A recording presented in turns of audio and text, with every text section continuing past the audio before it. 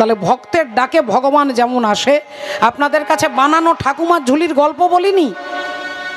এই যে ভোলার কথা শুনলেন, আমরা ইতিহাসের পাতায় যে শিবাজি, ছত্রপতি শিবাজি মহারাজের নাম শুনেছেন, সেই ছত্রপতি শিবাজি মহারাজের যিনি গুরু, সেই গুরুদেবের শিষ্য হচ্ছে ভোলা।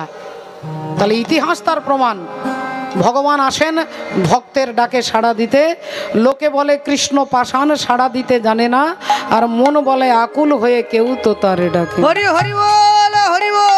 তাহলে আসুন, আজকে কি হলো? বাবা ভোলেনাথ অমনি রাধে রাধে। মা প্রসূতি দেবী পা দুটো ধরে বলছে, আপনি আমার স্বামীকে কেড়ে নিতে পারেন না, আমার স্বামীকে ফিরিয়ে দিন। আমার স্বামী আপনার শ্বশুর মশাই, আর আমি আপনার শাশুড়ি মাতা, আমাকে আপনি বিধবা করতে পারেন না। ভোলেনাথ অমনি প্রসন্ন হয়ে গেলেন, বলে উঠলেন, দেবতাদের বললেন, যাও ওই দক্ষ রাজার মুন্ডটা নিয়ে এসো। দেবতারা বললেন, ঠাকুর, যে মুখ দিয়ে তোমার নিন্দা করেছে সেই মুন্ড আমরা ফেরত দেব না। তাহলে যে আমি আমার শ্বশুর মশাইকে বাঁচিয়ে দেবার কথা দিয়েছি না, আপনি বাঁচিয়ে দেন, তবে দক্ষ রাজার মুন্ড পাওয়া যাবে না। তাহলে কি মুন্ড দেওয়া হবে, কি মুন্ড দেবে, এই চিন্তা করতে করতে একটা ছাগলের মুন্ড বসিয়ে দিলেন মাথায়। ছাগ মুন্ড বসিয়ে দিলেন দক্ষ রাজার মাথাতে। তাহলে ছাগলের মাথা বসালেন কেন? হাতির মাথা, হরিণের মাথা, সিংহের মাথা, বাঘের মাথা, একটা ছাগলের মুন্ড দক্ষ রাজার মাথায় বসিয়ে দিলেন। কেন বসালেন? ছাগল কি রকম ডাকে মা, কি রকম ডাকে মায়েরা সকলে জানেন, আমিও জানি, তবে আমি দেখালে আপনারা বলবেন চৈতালি ছাগল আর কি। ম্যা ম্যা করে ডাকে, ম্যা ম্যা। ছাগল বলে ম্যা। ম্যা মানে কি না, ম্যা মানে আমি, ম্যা মানে আমি। আর আমি কথাটা কারা বেশি বলে না? যারা অহংকারী ব্যক্তি তারা বলে। আমি ভাষাটা অহংকারী ব্যক্তি বলে। আমি এই হরিনামের জন্য 50,000 টাকা দিচ্ছি, আমি এই জায়গাটা দান করেছি, আমি ওর মেয়ের বিয়েতে 20,000 টাকা দিয়েছি, আমি ওখানে একটা জায়গা কিনেছি, আমি একটা দামি গাড়ি কিনেছি। তাই দক্ষ রাজা হচ্ছে অহংকারী, আর অহংকারী বলে সে দিন রাত্রি আমি আমি করত। তাই আমি যদি মেয়ে হয়, তাই ছাগলের মুন্ডটা মাথায় বসিয়ে দিলেন। তুমি ভেবেছ কি মনে এই ভুবনে, ওগো তুমি যাহা করে গেলে কেহ জানে না। আমরা আমাদের সম্প্রদায় থেকে সাউন্ড অপারেট করছে ছোট্ট ভাইকে ধন্যবাদ জানাচ্ছি।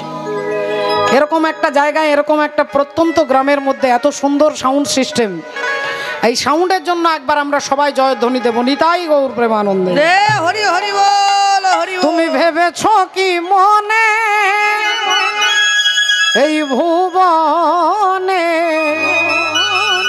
ওগো তুমি যাহা করে গেলে কেহ জানে না। বারে বারে যার আশা হবে ওরে মন, বাড়ি বাড়ি আর আশা হবে না। তুমি ভেবেছ কি মনে এই ত্রিভুবনে, ভেবেছ কি মনে এই ত্রিভুবনে, ওগো তুমি যাহা করে গেলে কেহ জানে না। বারে বারে যার আশা হবে না ওরে মন, বারে বারে আর আশা হবে না।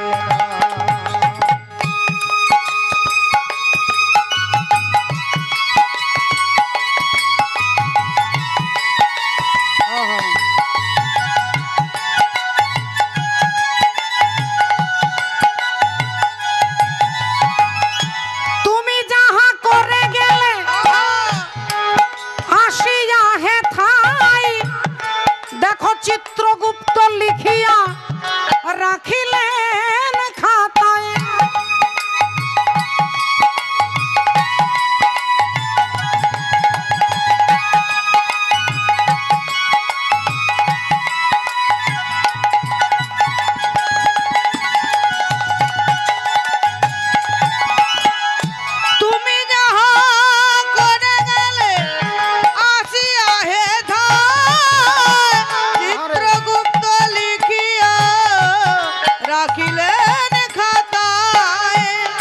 বিচার করিবে সেই দেবতায়।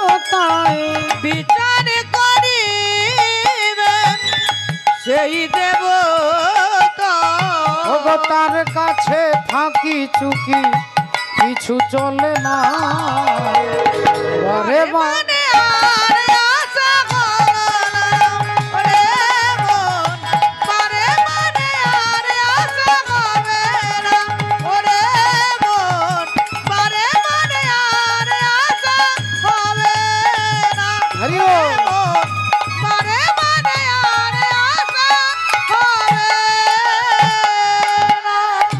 প্রজাপতি দক্ষ রাজা নিজের ভুল বুঝতে পারলেন, শিব ঠাকুরের কাছে ক্ষমা ভিক্ষা চেয়ে তিনি ফিরে চলে গেলেন।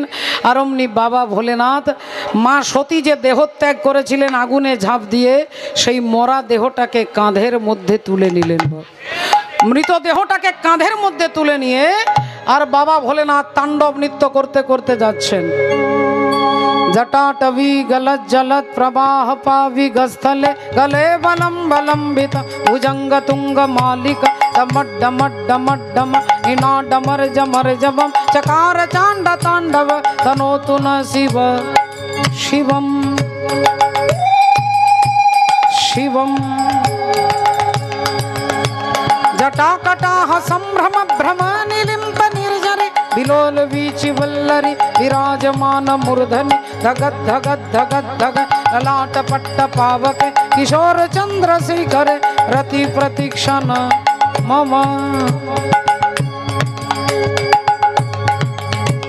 धराधरेन्द्र नंदिनी विलास बंधु बंधुर सुरत दिगंत पानर दिगंत पात पातर धगत धगत धगत धगत ललाट पट्ट पावक किशोर चंद्रशेखर रति प्रतीक्षण मम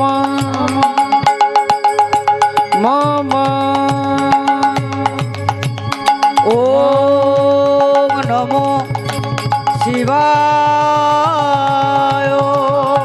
ओम नमो शिवाय। हर हर नमः शिवाय। ভক্তিমতী মায়েরা মায়ের দেহটা কাঁধে নিয়ে স্বর্গমর্ত পাতাল এক করে বাবা ভোলেনাথ তাণ্ডব নৃত্য করছেন। তাণ্ডব নৃত্য, দেবতারা ভয় পেয়ে গেছে, গোটা পৃথিবী ভূমিকম্প হচ্ছে। দেবতারা ভয়ে ভগবান বিষ্ণুর কাছে ছুটেছেন, প্রভু ভোলেনাথকে তুমি পারবে শান্ত করতে, এবার তুমি ব্যবস্থা নাও। অমনি ভগবান শ্রীহরি সুদর্শন চক্রটাকে বললেন, যাও ওই সতীর দেহটাকে খণ্ড খণ্ড করে দাও। আর সুদর্শন চক্র গিয়ে মায়ের দেহটাকে খণ্ড খণ্ড করে দিলেন। 51টা খণ্ড করলেন, 51টা জায়গায় পড়ল। আসাম কামরূপ কামাখ্যা থেকে কন্যাকুমারী পর্যন্ত ওই 51টা জায়গায় মায়ের দেহটা পড়েছিল বলে 51 সতীপীঠ সৃষ্টি হলো। বাবা শিব ঠাকুরের কাঁধ থেকে যখন সতী চলে গেলেন, এই বাবা ভোলেনাথ শান্ত হয়ে স্থির হয়ে গেলেন। স্থির হয়ে ত্রিশূল মাটিতে গেঁথে চোখ বন্ধ করে সমাধিস্থ হয়ে গেলেন। 87,000 বছর চোখ বন্ধ করে সমাধিস্থ হয়ে গেলেন। বাবা ভোলেনাথ শান্ত হয়ে গেলেন। দেবতারা ভাবলো তাহলে আমরা রক্ষা পেলাম, কিন্তু বাবা ঠাকুর এই আনন্দ বেশিক্ষণ থাকলো না। একজন অসুর, তার নাম হচ্ছে সম্বরাসুর, আর সেই সম্বরাসুর দেবতাদের ওপর অত্যাচার শুরু করেছে। দেবতারা বলছে প্রভু কি হবে? ভগবান বললেন এই অসুরকে কেউ মারতে পারবে না, একমাত্র শিব ঠাকুরের ছেলে কার্তিকের হাতে এর মৃত্যু হবে। তাহলে কার্তিকের হাতে এর মৃত্যু হবে। তাহলে ভোলেনাথকে বিয়ে দিতে হবে, তারপরে কার্তিকের জন্ম হবে, তারপরে একে হত্যা করা যাবে। এবার দেবতারা চিন্তায় পড়ে গেলেন কি করা যায়। তখন ভগবান শ্রীহরির কাছে এলেন, আর অমনি ভগবান এসে শিব ঠাকুরের মাথায় হাত দিয়ে দাঁড়ালেন।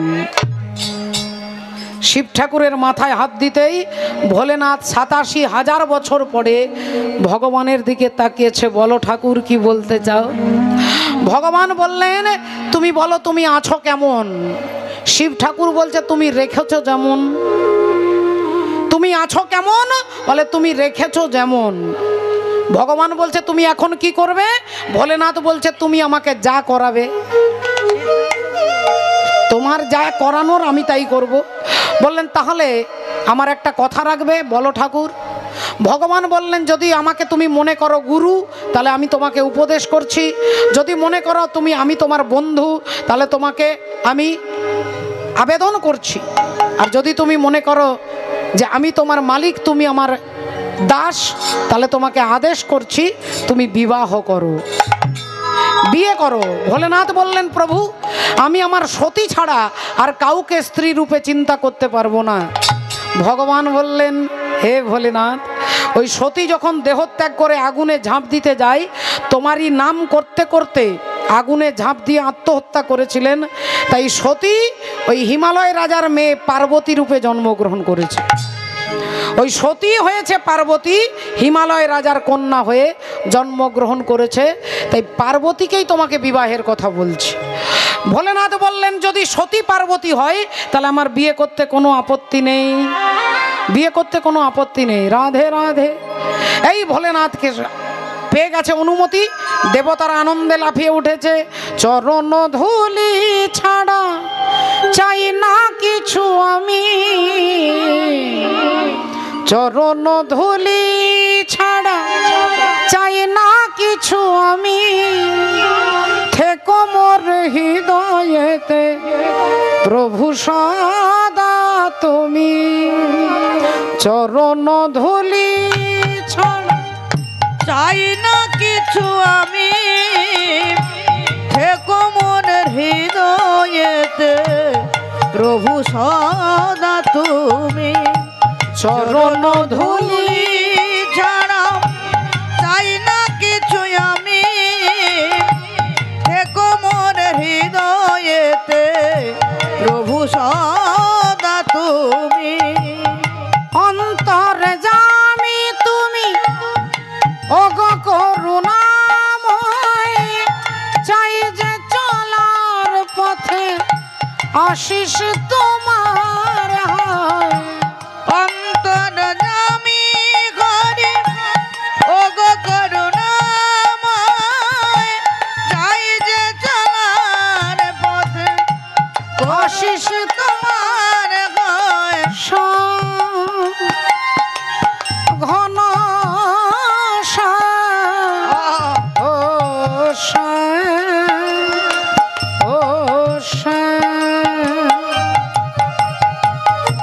অগতির গতি তুমি অন্তরে জামি, অগতির গতি তুমি অন্তরে জামি, থেকো মোর হৃদয়েতে প্রভু সদা তুমি। চরণ ধুলি ছাড়া চাই না কিছু আমি, থেকো মোর হৃদয়েতে প্রভু সদা তুমি। প্রভু সদা তুমি, প্রভু সদা তুমি। ভক্তিমতী মায়েরা, শিব ঠাকুর রাজি হয়েছে বিয়েতে, দেবতাদের আনন্দ। এইবার দেবতারা কি করলেন, হিমালয় রাজার মেয়ের সঙ্গে বিয়ে হবে, তাই হিমালয় রাজাকে তো রাজি হতে হবে। নারদ মুনিকে পাঠালেন যে যান, আপনি একমাত্র রাজি করতে পারবেন। তাই নারদ মুনি আসছে হিমালয় রাজার বাড়িতে সকাল সকাল। হিমালয় রাজা চারিদিকে ধূপ ধুনো দিয়েছে, ভগবানের নাম স্মরণ করছে। আর এমন সময় দেবর্ষি নারদ ভগবানের নাম নিতে নিতে আসছে। আমরাও বলবো একবার চিৎকার করে, বলো রাধা রানী কি জয়, বলো ভগবান কৃষ্ণচন্দ্র কি জয়, বলো অনন্ত কোটি ভক্তবৃন্দ কি জয়। अरे तू आना रे गोपाल ओ मन लेने तू आना, तू आना रे गोपाल मन लेने तू आना, तू आना रे गोपाल मन लेने तू आना।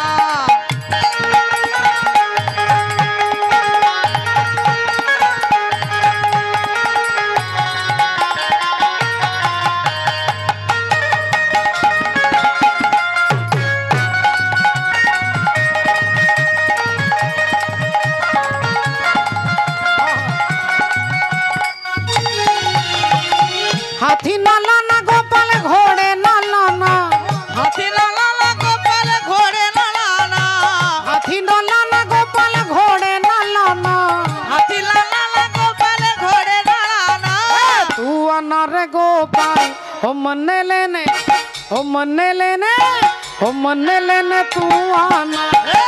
तू आना रे गोपाल मन लेने तू आना।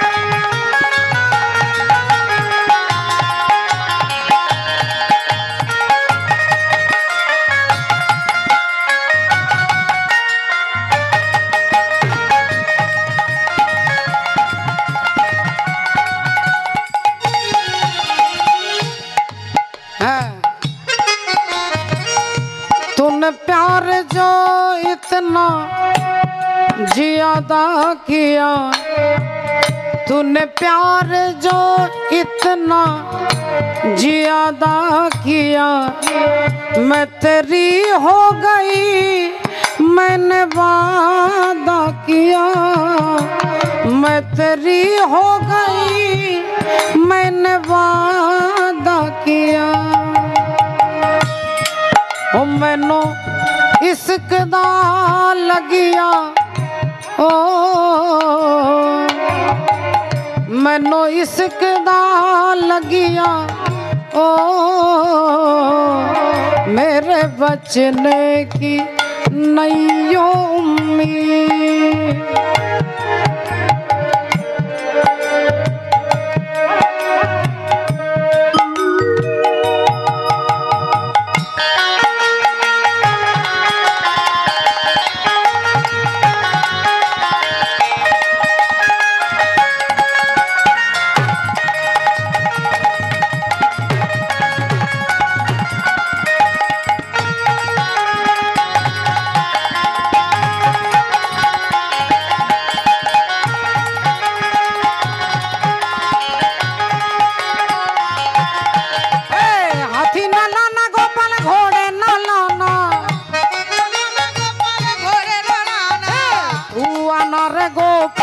ओ मन लेने ओ मन लेने ओ मन लेने तू आना।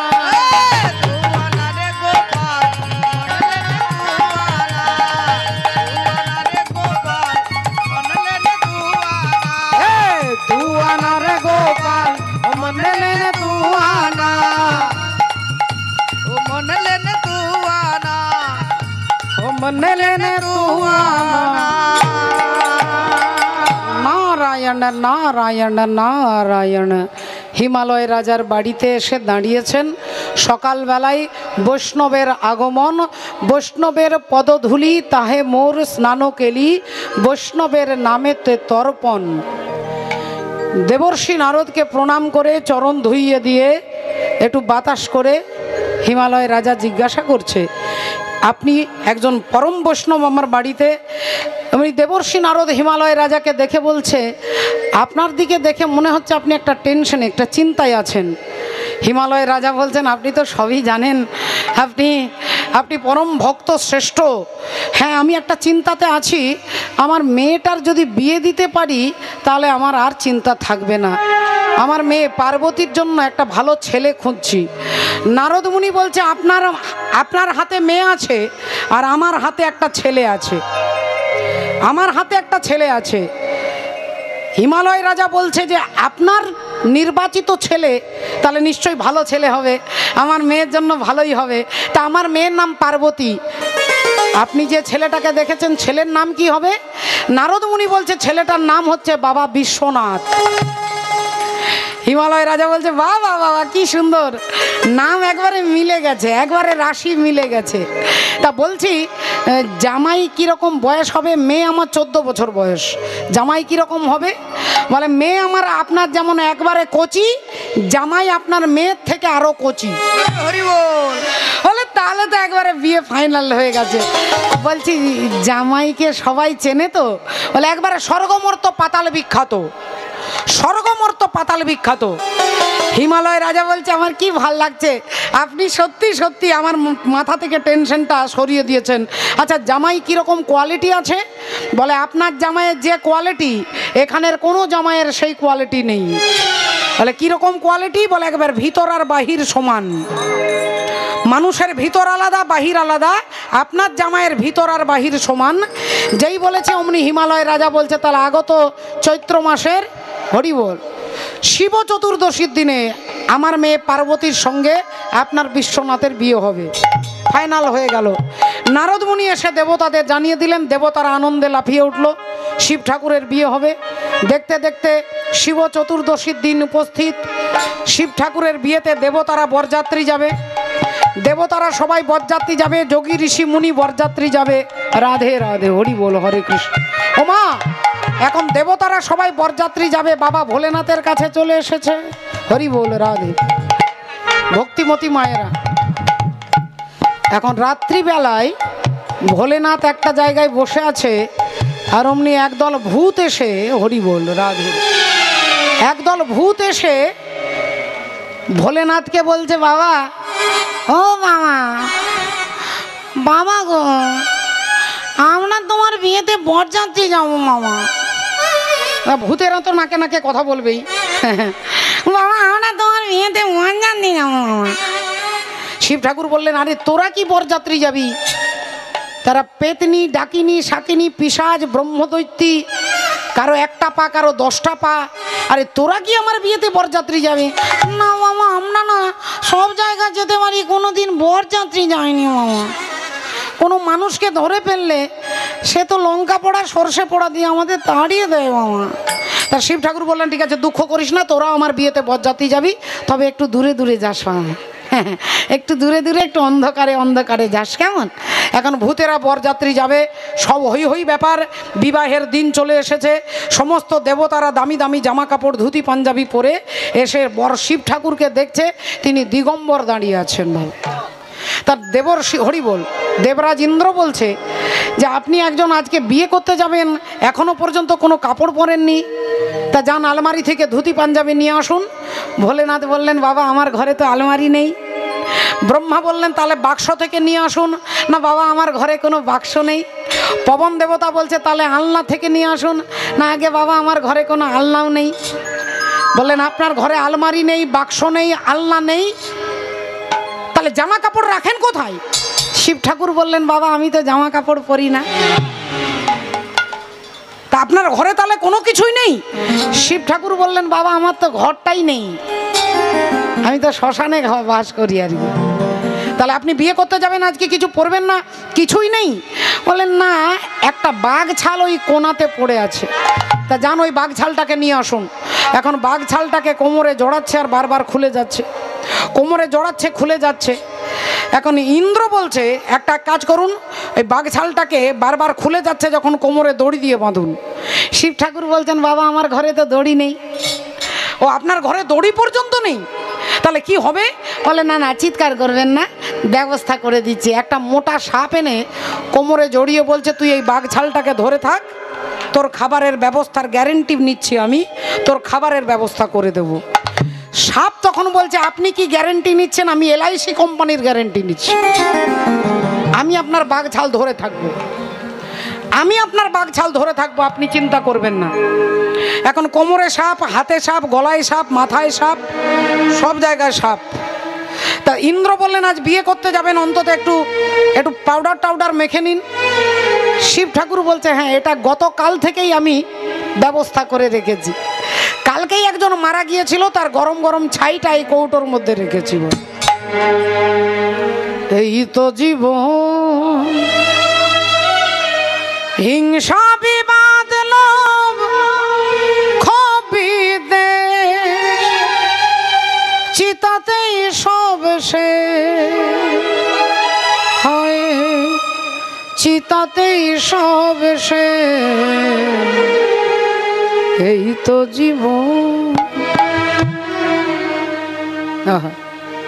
শিব ঠাকুর ছাই ভস্য মেখেছেন কেন? তিনি তত্ত্বের সম্রাট, তিনি জানে এই দেহটা যারই দেহ হোক, রাষ্ট্রপতি হোক আর মুখ্যমন্ত্রী হোক, নেতা হোক, কীর্তনিয়া হোক আর মূর্খ হোক, এই দেহটার অন্তিম পরিণতি হচ্ছে শ্মশানে এক মুঠো ছাই হবে।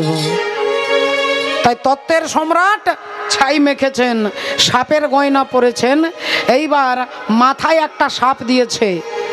বললেন না বিয়ের সময় সবাই মাথায় টোপর দেয়, আপনি সাপ দিচ্ছেন কেন? বলে পুরুষ মানুষদের চিন্তা ভাবনা করা উচিত যে আজকের দিনে তিনি সংসারে প্রবেশ করছে, তাই সংসারে প্রবেশ করার আগে এই মাথার সাপটা মনে করিয়ে দেবে যে আপনার পেছনে মৃত্যু দাঁড়িয়ে আছে, কালো ব্যালো মুখগ্রাস, কাল সর্প অপেক্ষা করছে। তাই সংসারে প্রবেশ করার আগে সারাক্ষণ মনে করবে যে মৃত্যু তোমার সামনেই দাঁড়িয়ে আছে। হরি হরি বল। এই বাবা ভোলেনাথ বললেন ঠিক আছে, তাহলে এক কাজ করুন, তাহলে চলুন এবার বিবাহের জন্য বরযাত্রী। এখন যাত্রীরা ভালো সেজেছে আর বাবা ভোলেনাথ ষাঁড়ের পিঠে চেপে আনন্দে সবাই বিয়ে করতে যাচ্ছে। বরযাত্রী যাচ্ছে নেচে নেচে, সবাই যাচ্ছে বরযাত্রী। রাধে রাধে, বম বম বম বম ভোলে, ও বাবা চলে হেলে দুলে, বম বম বম বম ভোলে, বাবা চলে গেলে দূরে।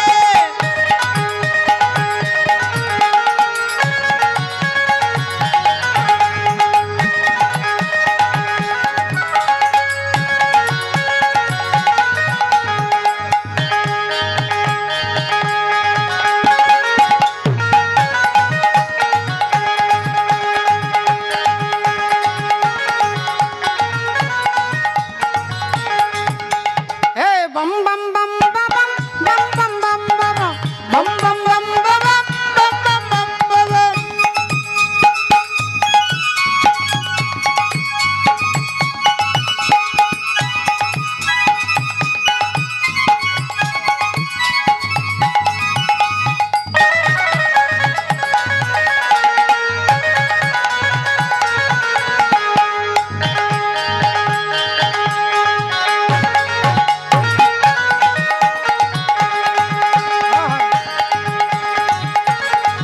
বাবা চলে গেলে দূরে। বরযাত্রী এগিয়ে এগিয়ে যাচ্ছে। এখন বরযাত্রীদের মধ্যে পবন দেবতা বলছে যেভাবে বর সেজেছে এভাবে যদি বিয়ে করতে যায় তাহলে খাবার প্যান্ডেলে আগে লকডাউন হয়ে যাবে আর কি, খাবার প্যান্ডেল বন্ধ হয়ে যাবে। কি করা যায়? বলে বরকে পিছিয়ে দাও আর বরযাত্রীকে এগিয়ে দাও, তাহলে বর পিছনে থাকবে, প্রথমেই বরকে কেউ দেখতে পাবে না।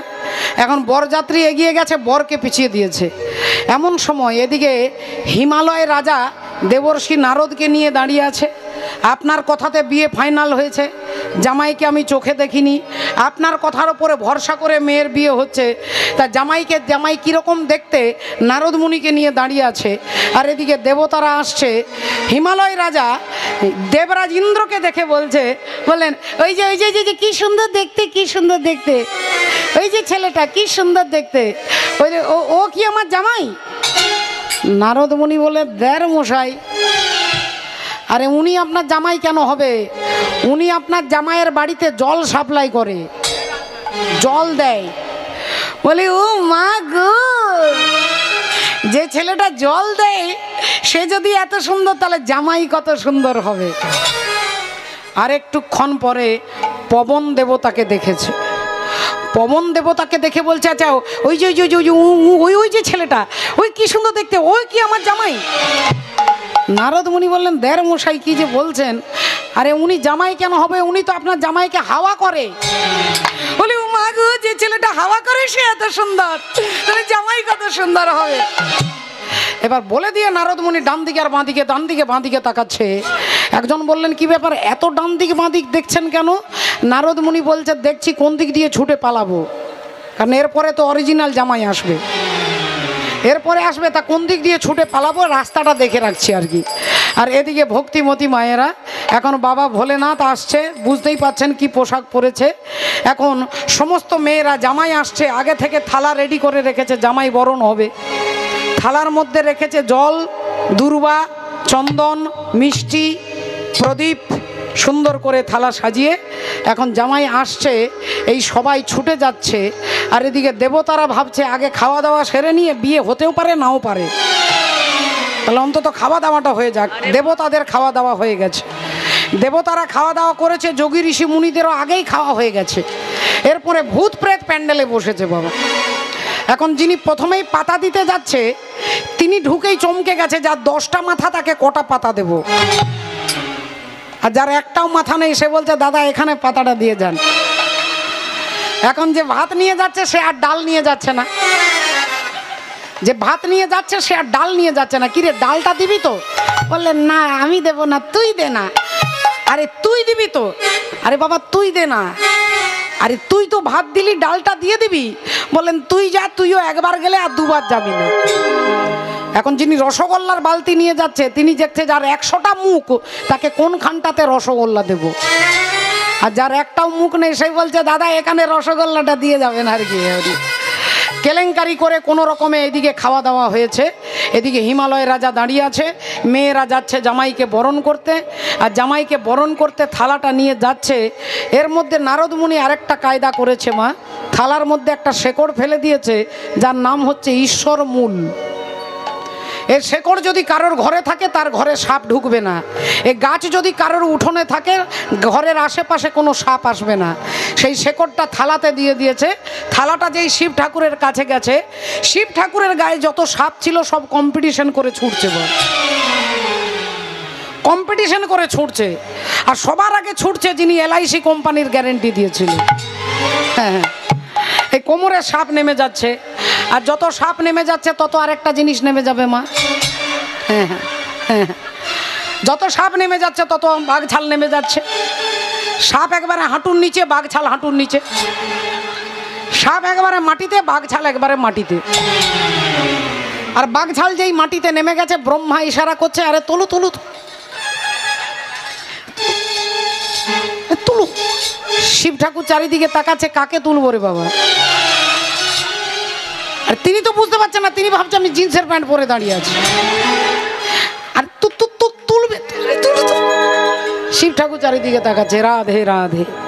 আর এর মধ্যেই শাশুড়ি মাতা চলে এসেছে জামাইকে বরণ করতে। আপনাদের মতো শাশুড়ি আগে সেলাইন দিতে হবে মাগো। মেনকা দেবী এসে দেখছে জামাই দিগম্বর দাঁড়িয়ে আছে, অমনি শাশুড়ি মায়ের মাথা ঘুরেছে। প্রেশার একসঙ্গে বেড়ে গেছে বাবা, হাই প্রেশার বেড়ে গেছে, সুগার বেড়ে গেছে, সব একসঙ্গে মাথা ঘুরতে শুরু করেছে। আর যেই মাথা টলটল টলটল করছে অমনি মা কাত্যায়নী যোগ মায়া এসে মায়ের মাথায় ঘোমটা দিয়ে দিয়েছে। ও মেনকা, মেনকা মাথায় দিল ঘোমটা, মাথায় দিল ঘুমটা, মেনকা মাথায় দিল ঘুমটা।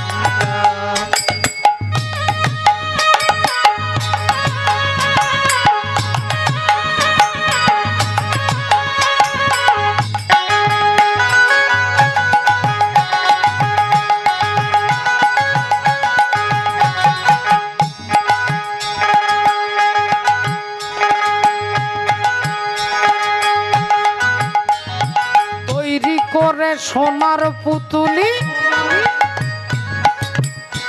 আবার বুড়া বরে বিয়া দিলি, বুড়া বরে বিয়া দিলি। তৈরি করে সোনার পুতুলি বুড়া বরে বিয়া দিলি, বুড়া বরে বিয়া দিলি। ও যে যেতে যেতে মাথা নড়ে বাতাসে তার গা টলে। মেনকা ওর জামাইয়ের দেখি হাতির গলার ঘন্টা, মেনকা মাথায় দিল ঘুমটা, মেনকা মাথায় দিল ঘুমটা। ও মেনকা, মেনকা মাথায় দিল ঘুমটা, মেনকা মাথায় দিল ঘুমটা, মেনকা মাথায় দিল ঘুমটা। রাধে মেনকা মাথায় দিল ঘুমটা। ভক্তিমতী মায়েরা, মেনকা দেবী মাথা ঘুরিয়ে পড়ে গেছে হিমালয় রাজা দেখে। এইবার কার খোঁজ পড়ছে না দেবর্ষি নারদ। নারদ গেল কোথায়, ডেকে নিয়ে এসো।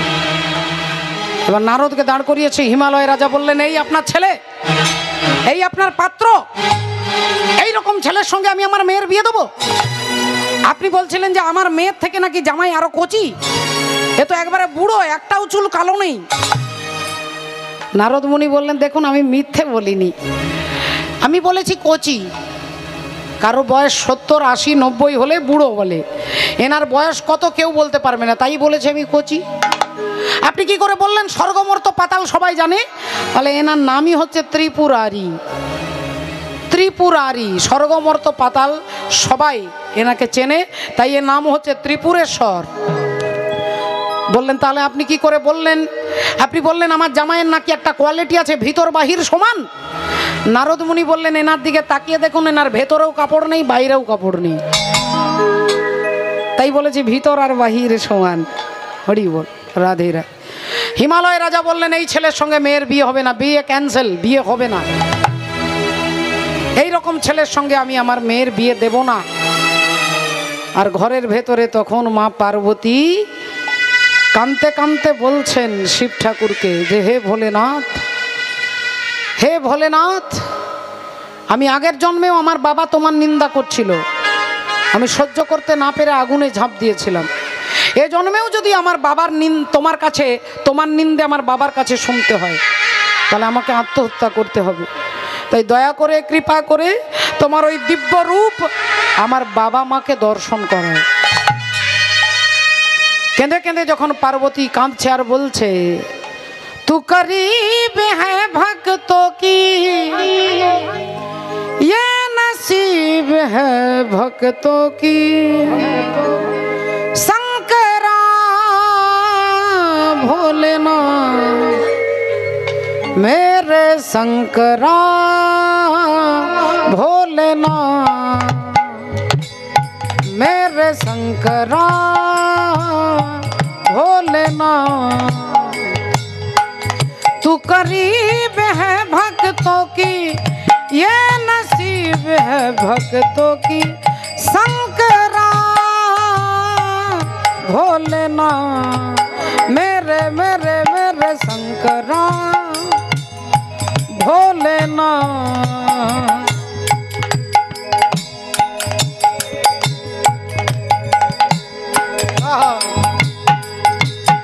ओ क्या बात तेरे त्रिशूल का,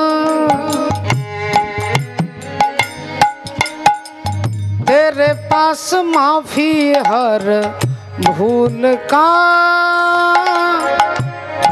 तेरी शान है सबसे निराली, हे बाबा विषधारी,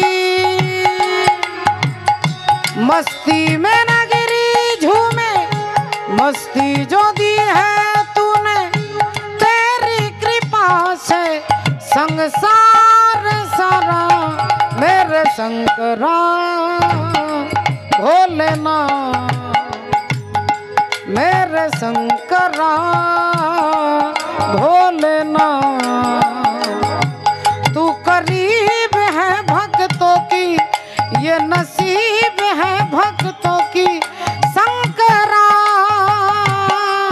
भोलेनाथ मेरे मेरे मेरे शंकरा भोलेनाथ, मेरे शंकरा